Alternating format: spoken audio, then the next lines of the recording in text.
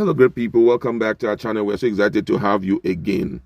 The General Deputy President of Ohanaeze has spoken again about the importance of Bola Ahmed Tinubu. Don't forget that Chidi had come out to say that there is no such thing like the Ndibos rallying support for Tinubu come 2023 based on what Okuku, who is the General Deputy President of Ohanaeze what he said. He came out and said that actually that Ndibos are being protected by Tinubu. Now, the man has come up again, to congratulate his position, why Tinubu needs to be alive and why Igbos need to give him all the required support for him to stay alive. That he's staying alive will be overly instrumental to Ndibos becoming president come 2023. And the question is how? But you're going to see it in a jiffy as he draws up a lot of examples pointing towards that direction. But before we give you full details of this, if you're not subscribed to our channel, kindly hit on the red subscribe button and also the bell icon so that you can get notification anytime we publish our video. The Pan-Igbo geopolitical organization Ohanaeze on Friday said the Southeast needs Bola Tinubu, national leader of the All Progressive Congress APC, if they are to stand a chance to produce Nigeria's president in 2023. Dimuche Okuku, Deputy President General Ohanaeze worldwide, said Tinubu controls the vote in Yoruba land, hence the Igbos need him to produce Nigeria's president. Speaking exclusively, Okuku urged the people of the Southeast to show solidarity to the APC national leader over his ill health. Okuku pointed out that the former governor of Lagos State was the most benevolent Nigerian politician after Ahmadu Bello.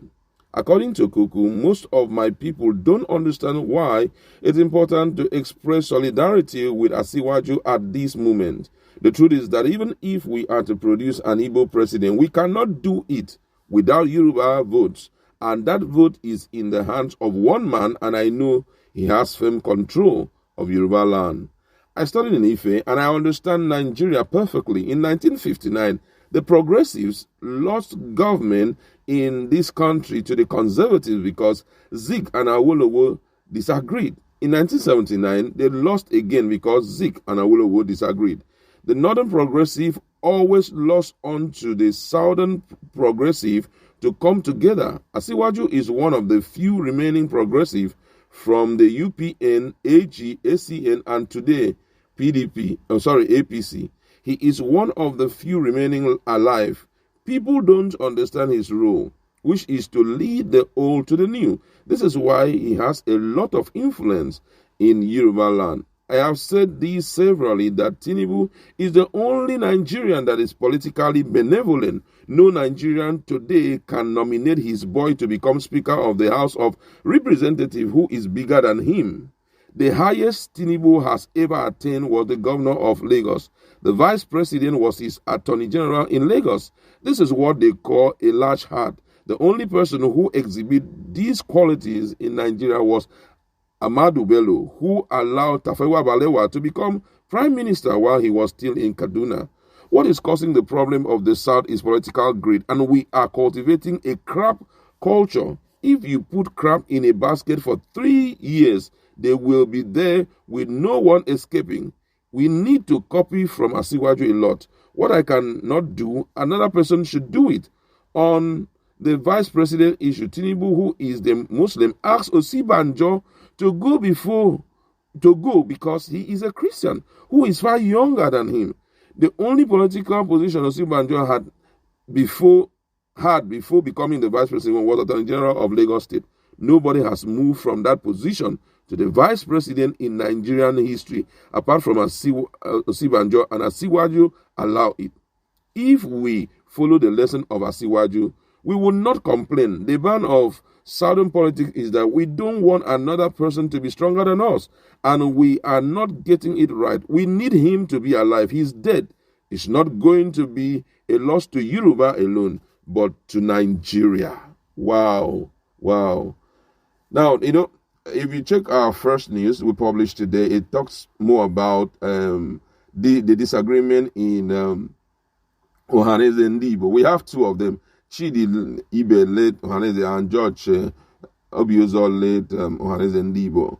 And Chidi said, whatever Tinubu has done that is not important. Yes, he appointed people who were not, from Yoruba land, who were Igbo. That even them also, he made mention of Ojuzo Kalu, that and another governor who appointed people who were not indigenous of the southeast to become to become part of their cabinet in far back 1999 to 2007.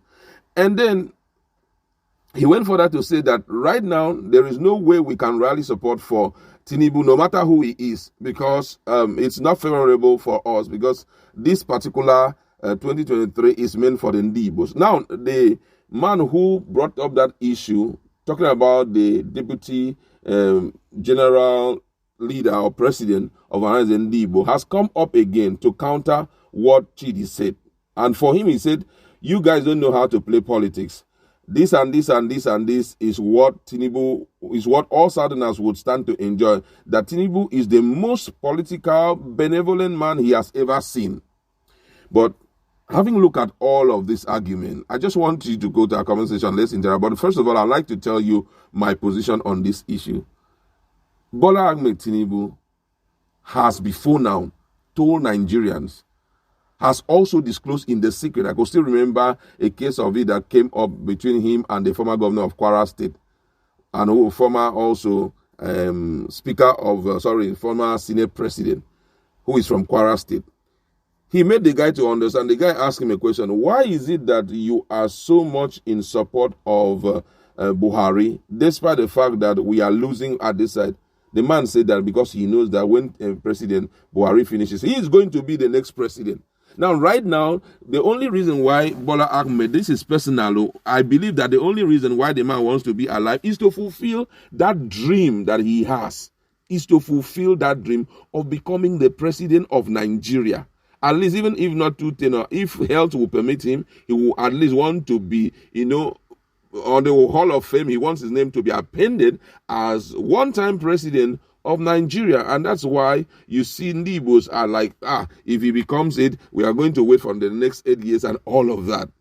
These are the things this man should understand. Talking about this Okuku man, he should understand this truth, that if Bola Ahmed Tinubu comes out strong, there is no way you can take it from him. Yes, after I become president, I'll be benevolent enough to give you people juicy position and put you people in sensitive position. But for now, my dream must stand. That is why you are seeing Chidi Ibe, crying out and speaking that strong, that please, as much as we respect Asiwaju Bola Tinubu and we enjoy what he has done thus far, but 2023 is meant for the Ndibos, and that is just his standpoint. And I kind of understand with him, but, based on what this man has said, talking about, Okuku has said, I think they need to balance it at the point by opening up to the person of Asiwaju Bola Tinubu about this issue of presidency come 2023 from the South.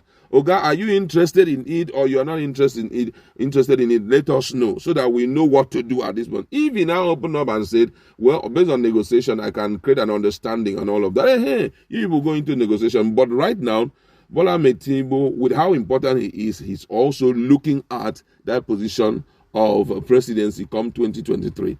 Now, you have your own opinion. Just go to our comment section. Let us